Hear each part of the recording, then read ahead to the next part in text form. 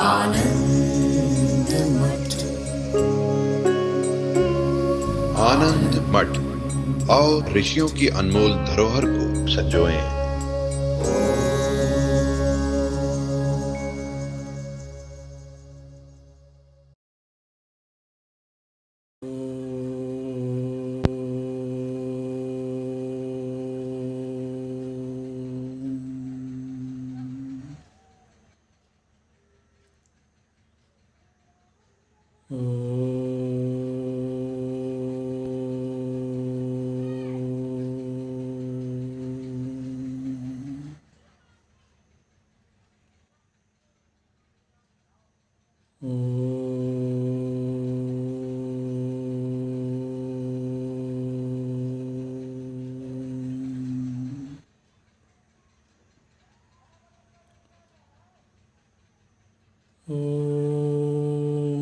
भद्रं कर्णेभिः शृणुयाम देवाः, भद्रं पश्येमाक्षभिर्यजत्राः, स्थिरैरङ्गैस्तुष्ट्वागुंसस्तनूभिः व्यशेम देवहितं यदायुः।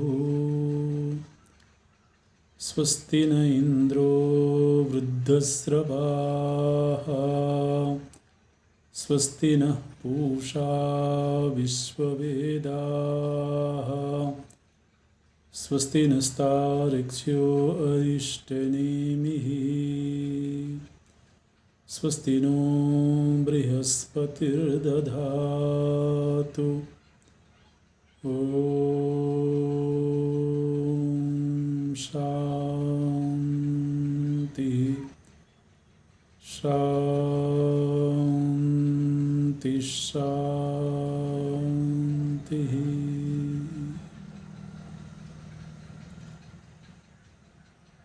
सच्चिदानन्दरूपाय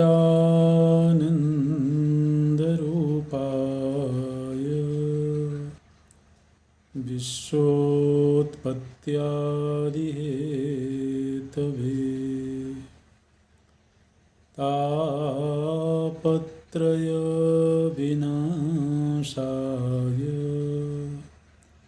श्रीकृष्णाय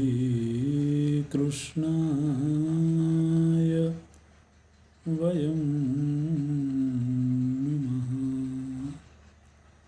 श्रीकृष्णाय वयं नमः। नारायणं नमस्कृत्य नरं चैव नरोत्तमं, देवीं सरस्वतीं व्यासं ततो जयमुदीरयेत्। ततो जयमुदीरयेत्।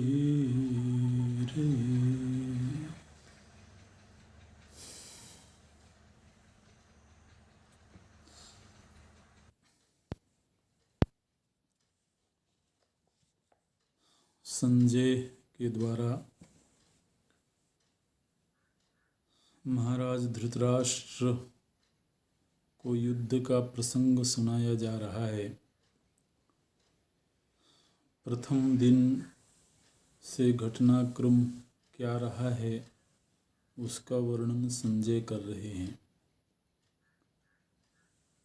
और ये वर्णन तब हो रहा है जबकि 10 दिन का युद्ध संपन्न हो चुका है। 10 दिन तक संजय स्वयं युद्ध भूमि में थे और भीष्म पितामह जब सरसैया में चले गए तब संजय वापस आए हैं महाराज धृतराष्ट्र के पास, और उन्होंने बताया कि हमारे परिवार के जो वयोवृद्ध भीष्म हैं वो सरसैया में जा चुके हैं, धराशायी हो गए हैं। महाराज धृतराष्ट्र बहुत विलाप करते हैं।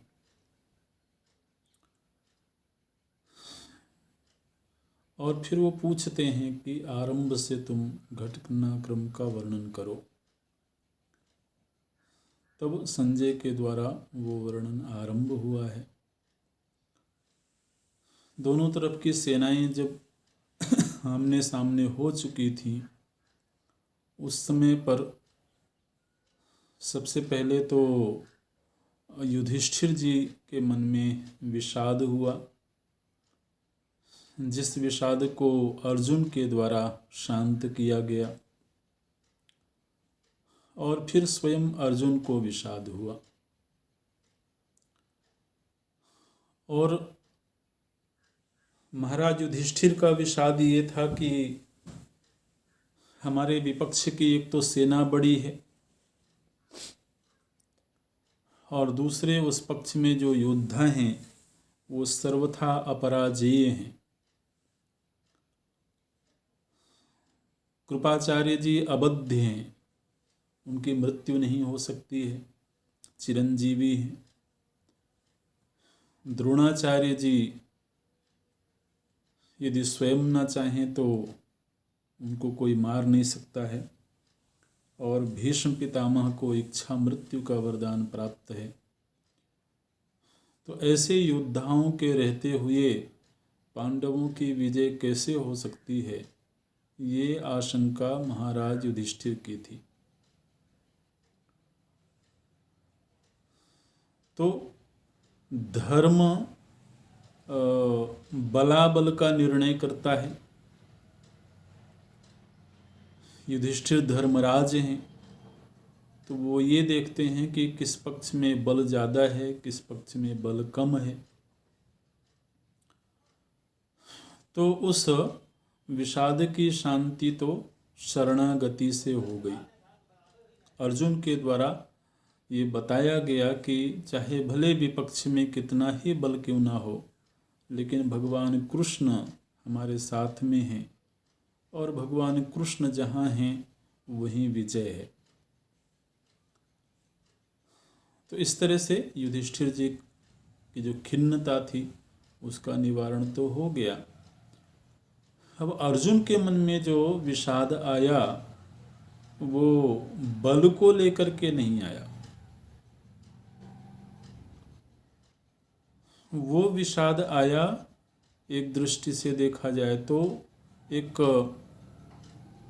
जो हमारी सांस्कृतिक मान्यता है, जो एक आदर है, सम्मान है, बड़ों का आदर होना चाहिए, परिवार का संरक्षण होना चाहिए।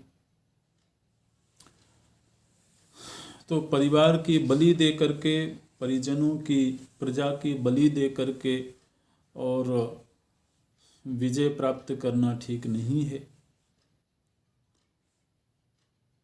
बड़ों के सामने धृष्टता करना, उनको मारने की चेष्टा करना, ये एक तरह से सांस्कृतिक पतन है।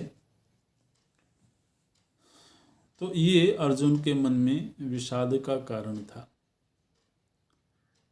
इस विषाद का निवारण बिना तत्वज्ञान के मुश्किल दिखाई देता है। इसलिए अर्जुन को भगवान के द्वारा तत्वज्ञान का उपदेश किया गया और उपदेश प्राप्त करके अर्जुन को ये निश्चय प्राप्त हुआ कि व्यवहार के धरातल पर वही श्रेष्ठ निर्णय है जो निर्णय भगवान का हो। व्यवहार का यही मूल सिद्धांत है, यही मूल विज्ञान है। भगवान की प्रसन्नता जिसमें है वही मंगलमयी कार्य है, वही धर्म है। इसलिए ये जो धर्म सम्मूढ़ता थी आरंभ में, उस धर्म सम्मूढ़ता का जब निवारण हुआ तब अर्जुन का वक्तव्य क्या है? करिष्ये वचनम तव, मैं आपकी आज्ञा का पालन करूँगा। तो इस तरह से ये व्यवहार के धरातल का यही विज्ञान है। तो जब ये निश्चय हो गया कि अब अर्जुन के भीतर का विषाद निकल गया है और वो पुनः अपने आयुधों को लेकर के और तैयार हो गए हैं युद्ध के लिए, अगला जो अध्याय है ये 43वां अध्याय महाभारत की दृष्टि से। 42वें अध्याय तक गीता जी का प्रसंग था, 25वें से 42वें अध्याय तक, और फिर 43वां जो अध्याय है उसमें आरंभ में गीता जी की महिमा का वर्णन करते हैं। यह जो गीतोपदेश भगवान के द्वारा किया गया है उसकी महिमा स्वयं महाभारत में कही गई। गीता सुगीता कर्तव्या कि मन्यैः शास्त्र संग्रही या स्वयं पद्मनाभस्य मुख पद्माद् विनिःसृताः। जो स्वयं पद्मनाभ भगवान नारायण के मुखारविंद से निःसृत यह मंगलमयी गीत है, इसी को अपने जीवन का गीत बना लेना चाहिए। सर्वशास्त्रमयी गीता सर्वदेवमयो हरिः। समस्त शास्त्रों का रहस्य गीता में है। समस्त देवताओं का आश्रय स्वयं भगवान श्री हरि हैं। सर्वतीर्थमयी गंगा, समस्त तीर्थ गंगा में समाहित हैं। और सर्ववेदमयो मनुः, मनुस्मृति को धर्मशास्त्र कहा जाता है। तो वेदों में जितने भी धर्म संबंधी विचार हैं उनका संग्रह मनुस्मृति में है। इसलिए गीता गंगा च गायत्री गोविंदेति हृदि स्थिते चतुर्गकार संयुक्ते पुनर्जन्म न विद्यते। बोलते हैं जिसने 4 गकार को अपने जीवन में अपना लिया फिर उसका पुनर्जन्म नहीं होता है। ये चतुर्गकार क्या हैं? बोले ग से गीता, ग से गंगा, ग से गायत्री और ग से गोविंद, ये चतुर्गकार हैं। तो जिसने इनका आश्रय ले लिया अपने जीवन में, गीता गंगा गायत्री और गोविंद, तो पुनर्जन्म न विद्यते, उसका फिर पुनर्जन्म नहीं होता है। इस तरह से तो ये प्रसंग यहाँ पर संपन्न होता है और अर्जुन अपने आयुधों को लेकर के तैयार हो गए थे युद्ध के लिए। जब दोनों तरफ से सेनाएं लगभग आमने सामने एकत्र हो चुकी हैं, एक बड़ी अद्भुत सी घटना घटी। अब एक दूसरे के ऊपर आक्रमण आरंभ होना ही था कि उस बीच में एक घटना घटी कि महाराज युधिष्ठिर अपने रथ पर सवार थे और आयुधों को उन्होंने ले रखा था, जो भी उनके पास अस्त्र शस्त्र थे। लेकिन सभी पांडवों ने देखा कि महाराज युधिष्ठिर अपने आयुधों को रथ में छोड़ करके रथ से उतर गए और रथ से उतर करके वो कौरवों की सेना की ओर पैदल ही जाने लगे।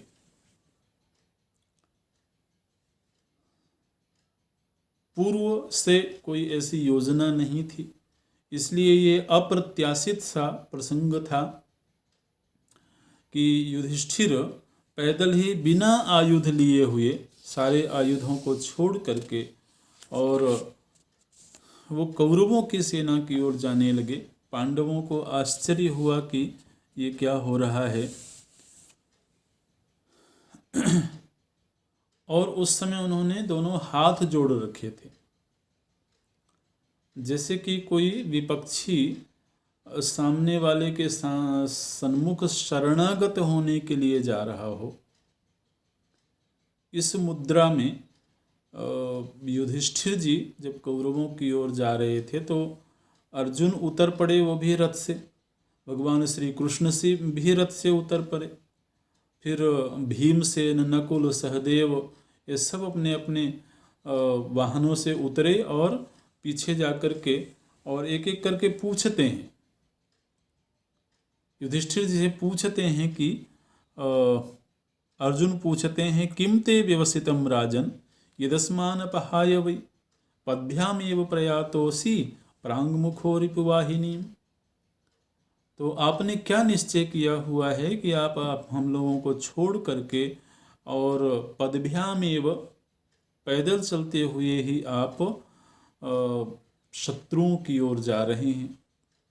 नकुल पूछते हैं, भीमसेन पूछते हैं, सहदेव पूछते हैं, लेकिन वो कुछ बोलते ही नहीं। युधिष्ठिर किसी का कोई जवाब नहीं देते हैं। तब भगवान कृष्ण बोले अर्जुन से, भीमसेन से, उन चारों भाइयों से भगवान कृष्ण बोलते हैं, बोले कि अभिप्रायोस्य विज्ञातो मयेति प्रहसन्निव। भगवान हंसते हुए बोले कि इनके मनोभाव को मैं जानता हूँ।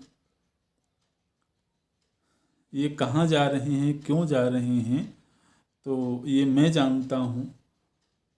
तो क्या जानते हैं आप? बोले कि ये एष भीष्मं तथा द्रोणं गौतमं शल्यमेव च अनुमान्य गुरुं सर्वान् योत्स्यते पार्थिवोरिभिः। बोले कि ये जो हमारे राजा युधिष्ठिर हैं, ये भीष्म पितामह, द्रोणाचार्य जी, कृपाचार्य जी और शल्य महाराज से आज्ञा लेने के लिए जा रहे हैं। उनका सम्मान करने के लिए जा रहे हैं। और ये हमारी प्राचीन मान्यता है कि जो भी योद्धा अपने गुरुजनों के आशीर्वाद से, अपने गुरुजनों की आज्ञा लेकर के युद्ध भूमि में उतरता है, वो प्रायः अपराजेय होता है। इसलिए ये अपने बड़ों की आज्ञा लेने के लिए जा रहे हैं। तो युधिष्ठिर जी के पीछे पीछे फिर सभी लोग गए, यहाँ तक कि भगवान कृष्ण स्वयं गए और सीधे पहुँचे हैं भीष्म पितामह के रथ के समीप। लेकिन इस बीच में तो पूरे उस युद्ध भूमि में कौतूहल का वातावरण बन गया। जो दुर्योधन के पक्ष के लोग थे, दुर्योधन के इर्द गिर्द जो लोग थे, वो युधिष्ठिर जी की निंदा करने लगे कि वो देखो कि इसने अपनी ओर से युद्ध का ऐलान किया, बड़ी डींग हाँक रहा था, और अब ये भयभीत हो करके कौरवों की शरण में आ रहा है, इस तरह से। तो लेकिन उस रहस्य को कोई जानता नहीं था। युधिष्ठिर सीधे भीष्म पितामह के पास गए हैं और भीष्म पितामह अपने रथ में ही विराजमान थे और युधिष्ठिर जी ने जाकर के उनके चरणों को पकड़ा है। केवल स्पर्श ही नहीं किया, बोलते हैं चरणों को दबाया है उन्होंने। तमुवाच ततः पादौ कराभ्याम पीड्य पांडव। चरणों को मजबूती से पकड़ा युधिष्ठिर जी ने भीष्म पितामह के, और फिर भीष्म पितामह से बोले कि मुझे आपके साथ युद्ध करना है और इसके लिए मैं आपसे आज्ञा लेने आया हूँ। बोलते हैं आमंत्रये त्वाम दुर्धर्ष त्वया योत्स्यामहे सह अनुजानी हिमाम तात आशीषश्च प्रयोजय। इसलिए हे तात, आप अपने साथ युद्ध करने के लिए मुझे आज्ञा दें और आशीर्वाद प्रदान करें।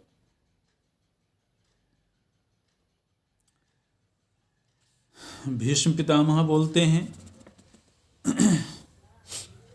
यद्येवं नाभिगच्छेथा युधिमां पृथिवीपते शपेयं त्वां महाराज पराभावाय भारत।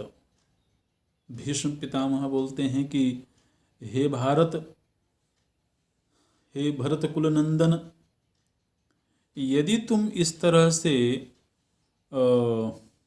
मेरे पास नहीं आते तो शायद मैं तुम्हें पराजित होने का शाप दे देता।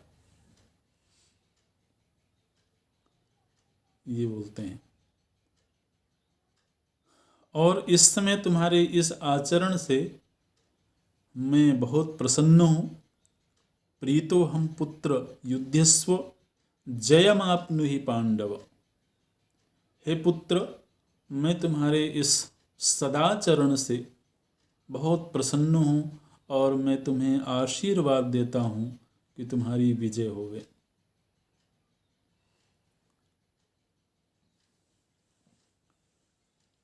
और तुम युद्ध करो।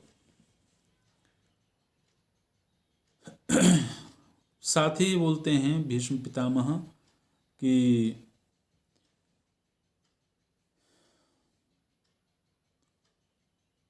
तुम मुझसे क्या चाहते हो? तुम मुझसे कुछ भी याचना करो, कोई भी वरदान मांगो, वो मैं तुम्हें दूंगा। बस एक चीज़ मैं नहीं दे सकता हूँ, और वो ये नहीं दे सकता कि मैं पांडवों के विरुद्ध कौरवों की ओर से जो युद्ध कर रहा हूँ, तो अगर तुम कहो कि मैं कौरवों के पक्ष से युद्ध ना करूं तो वो मैं नहीं कर सकता। क्योंकि यहाँ पर एक बात बोलते हैं, अर्थस्य पुरुषो दासो दासस्त्वार्थो न कस्यचित् इति सत्यम महाराज बद्धोस्म्यर्थेन कौरवैः। बोलते हैं कि पुरुष अर्थ का दास होता है, पुरुष धन का दास होता है, लेकिन अर्थ किसी का दास नहीं होता। और इन कौरवों ने मुझे अर्थ के द्वारा बांध लिया। मैंने कौरवों से ही प्राप्त धन का उपभोग किया है, इसलिए मैं उस अर्थ की वजह से इनसे बंध गया हूँ। भृतोस्म्यर्थेन कौरव्य युद्धादन्यन अन्यत किमिच्छसि। इसलिए मैं कौरवों से बंधा हुआ हूँ, तो मैं कौरवों के पक्ष में खड़ा होकर के ही युद्ध करूँगा। इसके अलावा तुम और जो कुछ भी मांगना चाहो वो मांग लो।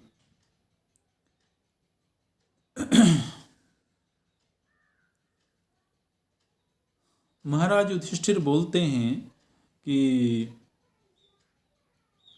मैं जानता हूं कि आप अपराजेय हैं, युद्ध में कोई भी आपको परास्त नहीं कर सकता है, और मृत्यु तो संभव ही नहीं है, क्योंकि आपको इच्छा मृत्यु का वरदान प्राप्त है। और आपके रहते, कौरवों के पक्ष में आपके रहते पांडवों की विजय नहीं हो सकती है। इसलिए मैं आपसे ये पूछना चाहता हूं कि आपकी मृत्यु का उपाय क्या है?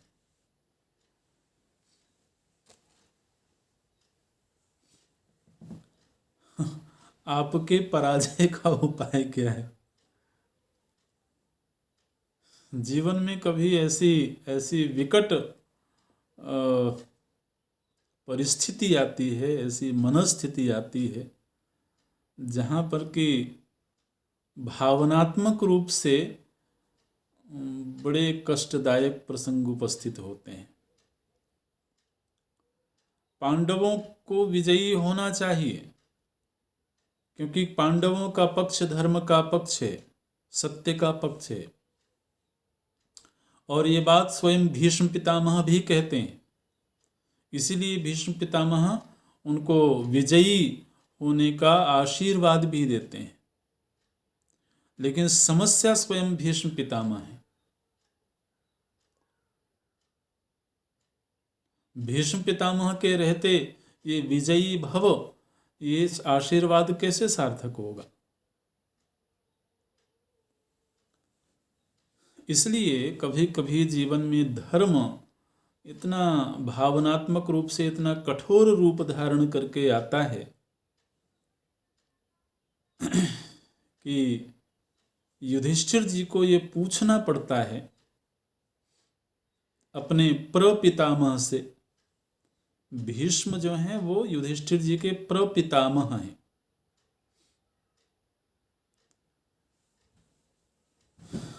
महाराज पांडु के पितामह हैं। तो इसलिए उनको पूछना पड़ा कि, तो उनको आप जरा सोचें कि युधिष्ठिर जिस समय ये पूछ रहे होंगे उस समय पर उनकी भावनात्मक रूप से देखा जाए तो क्या मनस्थिति होगी? जो सर्वथा पूज्य हो, श्रेष्ठ हो, जिसके संरक्षण में वो पले बढ़े हों, उन्हीं से ये पूछना पड़े कि बधोपायम ब्रवीहि त्वम, अपने बध का आप उपाय बताइए। बधोपायम ब्रवीहि त्वम आत्मनः समरे परैहि।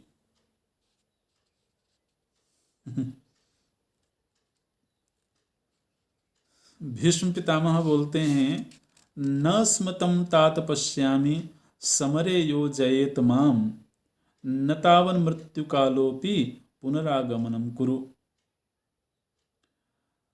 भीष्म बोलते हैं कि अभी इस समर भूमि में, इस युद्ध भूमि में मुझे ऐसा कोई वीर नहीं दिखाई देता है जो मुझे पराजित कर सके, और अभी मेरी मृत्यु का काल भी नहीं आया है। इसलिए तुम फिर कभी ये प्रश्न करना। उस समय पर भीष्म पितामह ने नहीं बताया।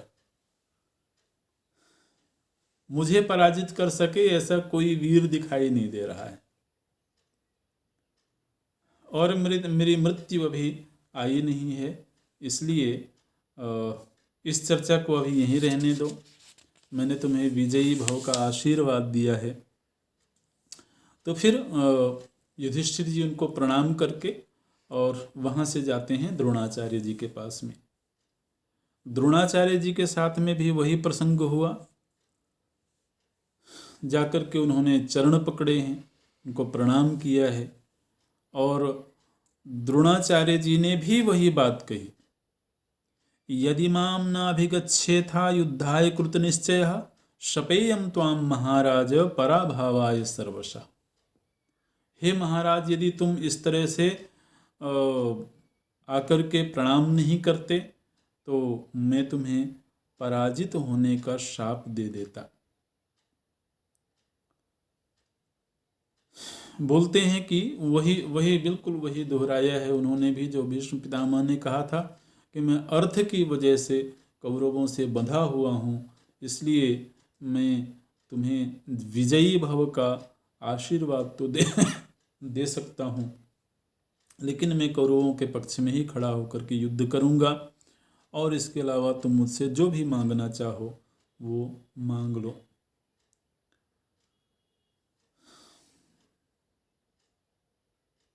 युधिष्ठिर जी ने वही बात द्रोणाचार्य जी से भी कही है। युधिष्ठिर जी बोलते हैं कि आप सर्वथा अपराजेय हैं,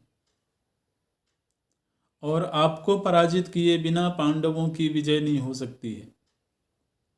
इसलिए हंत तस्मान महाबाहो बधोपायम बदात्मनः, आत्मनः बध उपायम बद, अपने बध का आप उपाय बताइए। आचार्य प्रणिपत्यैष पृच्छामि त्वाम नमोस्तुते।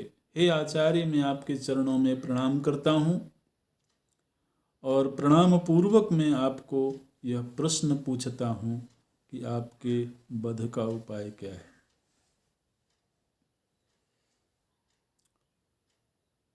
द्रोणाचार्य जी बोलते हैं, जिस समय पर मैं रथ पर बैठ करके और बाणों की वर्षा कर रहा होऊंगा, उस समय पर तो मुझे इस समरभूमि में कोई वीर नहीं दिखाई देता है जो मुझे परास्त कर सके। लेकिन यदि मैं किसी वजह से हथियारों को छोड़ दूं, रथ का त्याग कर दूं और अनशन करके मैं यदि बैठ जाऊं, तो उस समय भले ही कोई वीर मेरा वध कर दे। और ऐसा मैं तभी कर सकता हूं जबकि मुझे अत्यंत अप्रिय कोई समाचार सुनने को मिले। बोलते हैं, शस्त्रम चाहम रणे जह्याम श्रुत्वा तु महदप्रियम, महद अप्रियम श्रुत्वा। शस्त्रम जह्याम रणे, अत्यंत कोई अप्रिय घटना मुझे सुनने को मिल जाए और उस समय मैं अपने अस्त्र शस्त्र का त्याग करके और अनशन पूर्वक बैठ जाऊं, उसी समय यदि कोई मेरा वध करे तभी मेरी मृत्यु हो सकती है। अन्यथा तो कोई वीर मुझे इस युद्ध भूमि में दिखाई नहीं देता है।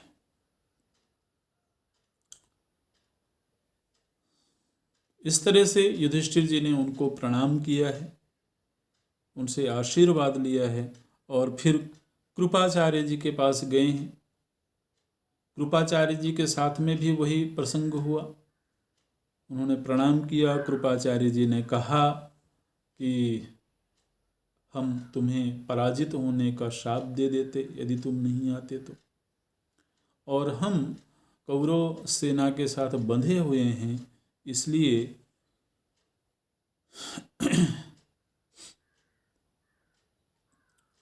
हम कौरवों के पक्ष से ही युद्ध करेंगे। युधिष्ठिर जी ने उनसे भी यही प्रश्न किया। बहुत सांकेतिक रूप में बहुत संकोच था युधिष्ठिर जी के मन में, तो लेकिन पूछना था। तो कृपाचार्य जी ने कहा कि महाराज, मैं अवध्य हूं, इसलिए तुम मुझसे ये प्रश्न मत करो। तुम जाओ, युद्ध करो और विजय प्राप्त करो।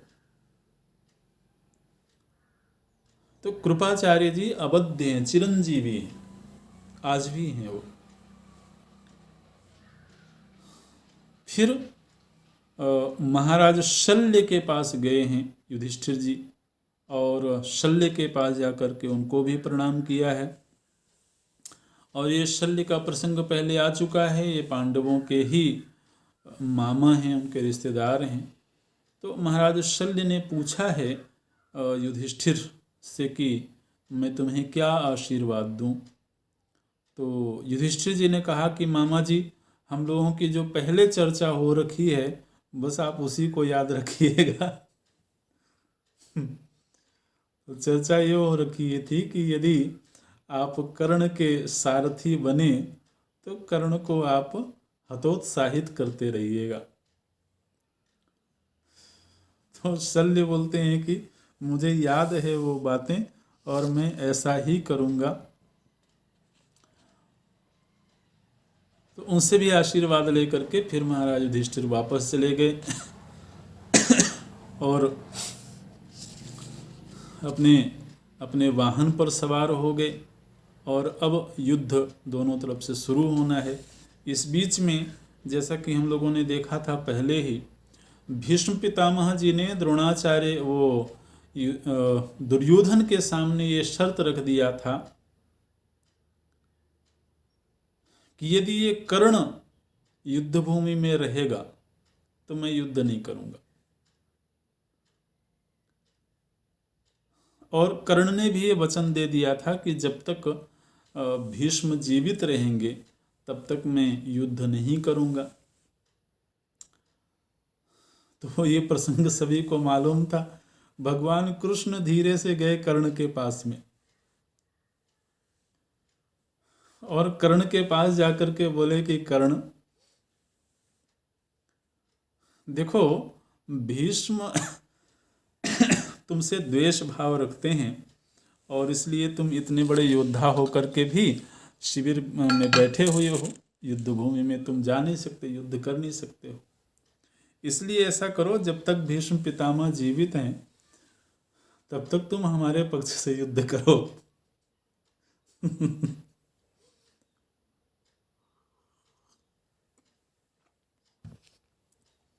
तो भगवान कृष्ण हर वो अवसर तलाशते हैं जिससे कि पांडवों की शक्ति बढ़े।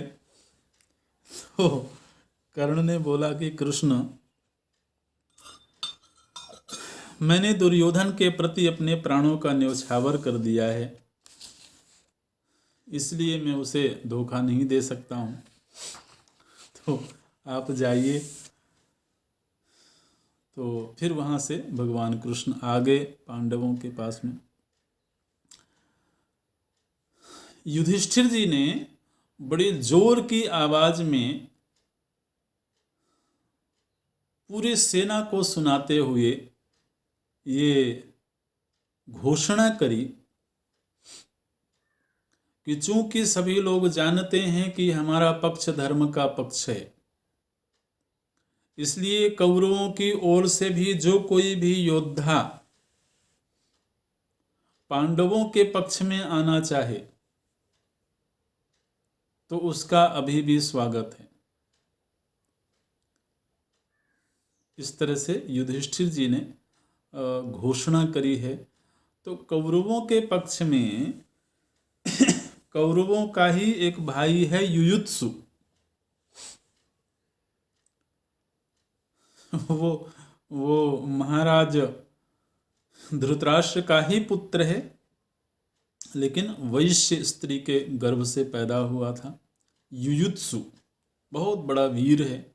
तो युयुत्सु ने अपना हाथ खड़ा किया और उसने कहा कि यदि आप मुझे स्वीकार करना चाहें तो मैं आपके पक्ष में आकर के कौरवों से, अपने भाइयों से ही युद्ध करना चाहूँगा। तो युधिष्ठिर जी ने कहा कि युयुत्सु तुम्हारा स्वागत है। तो फिर वो उस युद्ध भूमि में ही, जबकि पहले से सब निर्णय हो चुके थे, युयुत्सु कौरवों को ललकारते हुए, दुर्योधन को ललकारते हुए और सभी को दिखाते हुए कि देखो मैं पांडवों के पक्ष में जा रहा हूं, क्योंकि पांडवों का पक्ष धर्म का पक्ष है, इसलिए मैं अपने अधार्मिक भाइयों से ही युद्ध करूंगा। इस तरह से युयुत्सु पांडवों के पक्ष में आकर के खड़े हो गए। और अब दोनों तरफ की सेनाएं आमने सामने हो गई हैं। युद्ध आरंभ हुआ है। यहाँ महाभारत में प्रत्येक दिन, प्रथम दिन कौन वीर किस वीर से युद्ध करता है, किस तरह से युद्ध होता है। तो जो कौरवों की सेना है उसने भीष्म पितामह को आगे किया है, पांडवों की सेना ने भीमसेन को आगे किया है और एक दूसरे के साथ युद्ध आरंभ हो गया। बहुत विकराल युद्ध होता है और भीष्म पितामह बहुत घमासान युद्ध करते हैं और ऐसा युद्ध भीष्म पितामह के द्वारा हुआ कि पांडवों की सेना को पीछे हटना पड़ा। पांडवों की सेना युद्ध करती है, लेकिन युद्ध करते करते अंततः पांडव सेना परास्त होती है प्रथम दिन के युद्ध में। और उस बीच में महाराज विराट के पुत्र उत्तर की हत्या हो जाती है, उत्तर का वध हो जाता है। महाराज विराट बहुत बड़े राजा हैं और उत्तर का वध हो जाने पर उसी का एक भाई है श्वेत, उस श्वेत के साथ में भीष्म पितामह का युद्ध होता है और अंततः श्वेत भी मारे जाते हैं। तो ये जो प्रथम दिन का युद्ध हुआ, इसमें कौरव सेना जो थी वो भारी पड़ गई और केवल भीष्म पितामह की वजह से। भीष्म पितामह प्रचंड पराक्रम करते हैं और पांडव सेना के अनेक वीरों का वध होता है, वो पराजित होते हैं। प्रथम दिन का युद्ध संपन्न हुआ है, सायंकाल का वक्त हुआ है। तो जैसा कि नियम पहले से बनाया गया था कि जैसे ही सूर्यास्त हो जाएगा उसके बाद में युद्ध समाप्त घोषित माना जाएगा और फिर दोनों ही पक्ष के लोग एक दूसरे के प्रति वैर भाव का त्याग करके प्रेम भाव से ही व्यवहार करेंगे, क्योंकि शिविर वहीं युद्ध भूमि में ही हैं दोनों पक्षों के। तो अन्यायपूर्वक रात्रि में किसी प्रकार का अनिष्ट न होवे, इसके लिए यह नियम बनाए गए थे। प्रथम दिन के युद्ध संपन्न होने के बाद महाराज युधिष्ठिर बहुत खिन्न हुए और युधिष्ठिर जी पश्चाताप करने लगे हैं कि ये युद्ध छेड़ करके हमने बहुत बड़ी भूल कर दी। भीष्म पितामह के सामने हम लोगों को इस तरह से युद्ध नहीं छेड़ना चाहिए था। भीष्म पितामह की वजह से बहुत लोगों का संहार होगा, बहुत लोगों की मृत्यु होगी, बड़े बड़े वीरों की मृत्यु होगी और ये बहुत हानि की बात है। तो हमें ऐसा नहीं करना चाहिए था। प्रथम दिन के युद्ध समाप्त होने के बाद ही महाराज युधिष्ठिर ये निर्णय करते हैं कि अब मैं युद्ध समाप्त कर दूंगा।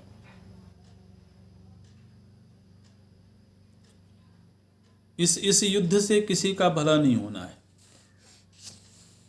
कल को अगर भीष्म पितामह मारे भी गए तब भी वो हमारे ही पूज्य हैं, हमारे ही बड़े हैं, तो उसमें भी हमारी ही हानि है।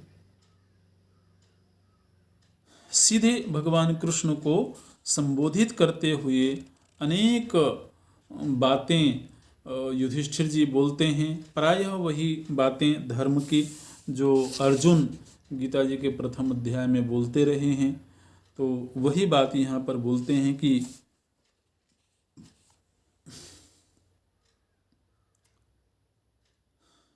ये युद्ध करना ठीक नहीं है। हम लोगों को अपनी ओर से ही युद्ध समाप्ति की घोषणा कर देनी चाहिए और फिर आगे जो भी प्रारब्ध होगा उस प्रारब्ध के अनुसार हम अपना जीवन यापन कर लेंगे। लेकिन ये नरसंहार ठीक नहीं है। तो वहाँ पर भगवान कृष्ण के द्वारा युधिष्ठिर जी को समझाया गया है। भगवान कृष्ण महाराज युधिष्ठिर से बोलते हैं, मां शुचो भरत श्रेष्ठ न त्वं शोचितुमर्हसि यस्य ते भ्रातरः शूराः सर्वलोकेषु धन्विनः अहं च प्रीकृत राजन् सात्विकश्च महायशाः विराट द्रुपदौ चेमौ धृष्टद्युम्नश्च पार्षतः तथैव सबलाश्चे मे राजानो राजसत्तम त्वत्प्रसादं प्रतीक्षन्ते त्वद्भक्ताश्च विशां पते। भगवान बोलते हैं कि राजन, आपको इस समय पर शोक नहीं करना चाहिए। ये शोक करने की घड़ी नहीं है। आपके जो भाई हैं वो बहुत वीर हैं। अभी तो आपने अपने भाइयों के पराक्रम को देखा ही नहीं। और सच में हालांकि अर्जुन गीता का उपदेश सुनने के बाद में पूरी तरह से ऊर्जावान हो गए थे, लेकिन इसके बावजूद अभी भी अर्जुन भीष्म पितामह के ऊपर सीधे आक्रमण करने से अपने आप को रोक रहे थे। भीष्म पितामह के द्वारा बार बार आक्रमण किए जाने पर भी अर्जुन बार बार संकोच कर रहे हैं और वो सीधे सीधे पितामह के ऊपर आक्रमण नहीं कर रहे हैं। और ये देख करके भगवान को बीच बीच में थोड़ा सा रोष भी आता है, थोड़ा क्रोध भी आता है। इसीलिए ये प्रथम दिन के युद्ध में कौरव सेना जरा भारी पड़ गई। तो भगवान समझाते हैं युधिष्ठिर जी को कि आप चिंता मत करें, मैं स्वयं भी आप लोगों के साथ हूँ, आपकी विजय के साथ में हूँ, और आपके भाई बहुत पराक्रमी हैं, आपको इस तरह से निराश नहीं होना चाहिए। तो खैर इस उपदेश से ही युधिष्ठिर जी की निराशा शांत हो गई और द्वितीय दिन पुनः अलग अलग तरह से व्यूहबद्ध सेनाएं हुई हैं और फिर से युद्ध आरंभ हो गया है। दूसरे दिन दोनों ही पक्ष बराबरी पर युद्ध संपन्न करते हैं। दोनों ही पक्षों से कुछ कुछ सेनाएं मारी गई हैं, बल्कि कौरवों का पक्ष थोड़ा सा कमजोर ही पड़ गया था। उस स्थिति में तीसरे दिन दुर्योधन ने भीष्म पितामह से निवेदन किया। दुर्योधन ने कहा कि पितामह,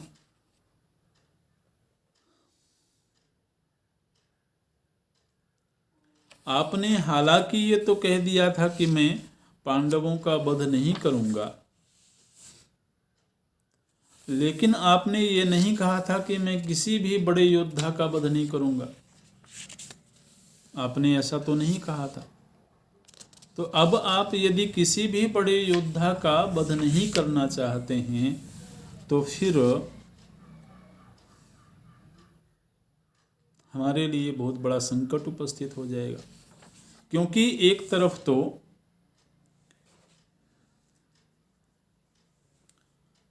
आपने कर्ण को युद्ध भूमि में आने से मना कर दिया, और दूसरे आपने ये संकल्प ले रखा है कि मैं पांडवों का वध नहीं करूंगा, मैं शिखंडी का वध नहीं करूंगा। तो बोलता है, सोस्मि वाच्यस्त्वया राजन पूर्वमेव समागमे न योत्स्य पांडवान संख्ये नापि पार्षद सात्विकी। यदि आपको युद्ध के आरंभ में ही ये निर्णय करना था कि आप पांडवों का वध नहीं करेंगे और साथ ही सात्विकी आदि किसी बड़े योद्धा का वध नहीं करेंगे, तो ये बात आप मुझे पहले ही बता देते।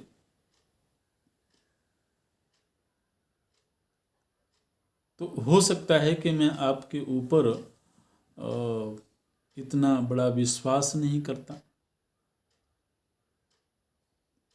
इस तरह से दुर्योधन ने थोड़ा भीष्म पितामह को जरा जोश दिलाने की चेष्टा करी है, क्योंकि दूसरे दिन के युद्ध में कौरव सेना थोड़ा सा पीछे हटती हुई दिखाई दे रही थी।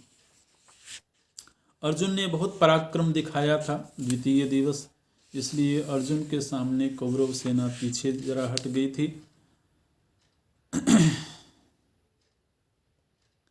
और तीसरे दिन का जब युद्ध आरंभ हुआ है तो भीष्म पितामह पुनः पूरे जोश के साथ में युद्ध करने लगे,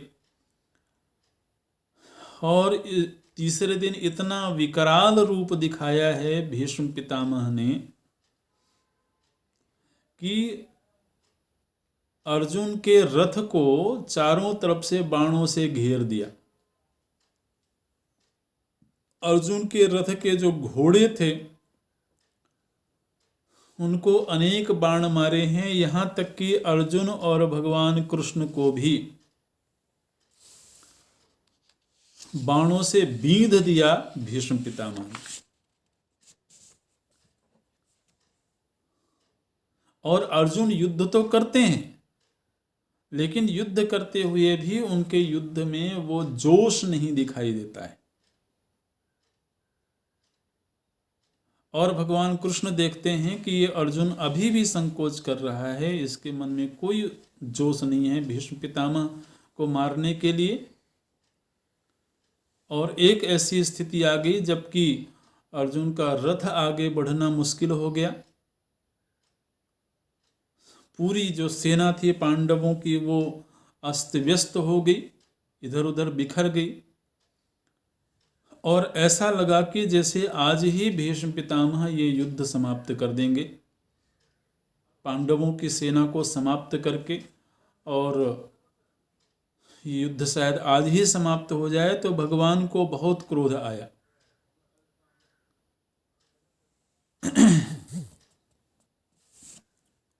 और भगवान पहले तो अर्जुन को डांट लगाते हैं कि अर्जुन, तुम्हें इस समय पर भीष्म पितामह के प्रति ये आदर का भाव नहीं दिखाना चाहिए। केवल गौरव बुद्धि के कारण तुम भीष्म के ऊपर शस्त्र प्रहार नहीं कर रहे हो। और ऐसा कह करके भगवान कृष्ण ने अपने चक्र का स्मरण किया। तीसरे दिन की ही ये घटना है। भगवान कृष्ण अपने चक्र का स्मरण करते हैं और उनको क्रोध इतना आया, बोले मैं आज ही भीष्म पितामह को समाप्त कर दूंगा और सारी कौरव सेना को समाप्त कर दूंगा। और फिर उन्होंने अर्जुन के रथ को छोड़ दिया, उसके घोड़ों को छोड़ दिया और रथ से उतर गए भगवान। और उतर करके चक्र तब तक उनके हाथ में आ चुका था। चक्र लेकर के भगवान भीष्म पितामह की ओर दौड़े हैं।